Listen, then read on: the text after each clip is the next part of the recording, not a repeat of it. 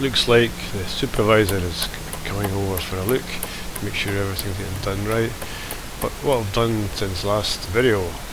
is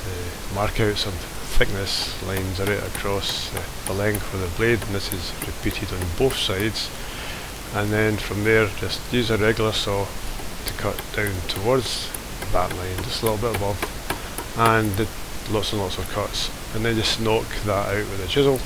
And this part here I'm just taking advantage of the weather being nice outside, and just getting the chisel onto this and thinning it down and getting it a lot more level, that's all. And that makes it easier when it comes to doing the plane to the next stage. And then we can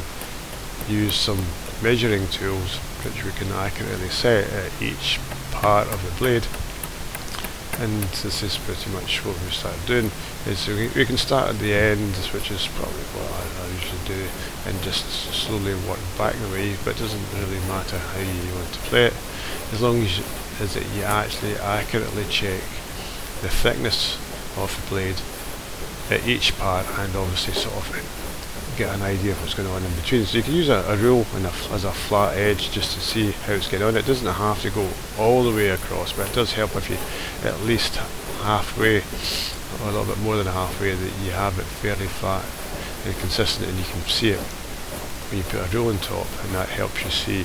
what is actually going on with the wood. And then you can just use a plane or a spoke shave or something just to sort of trim down those parts. Now the knots themselves can be a little bit of a problem, but otherwise we'll go and get the other ones just sort of like this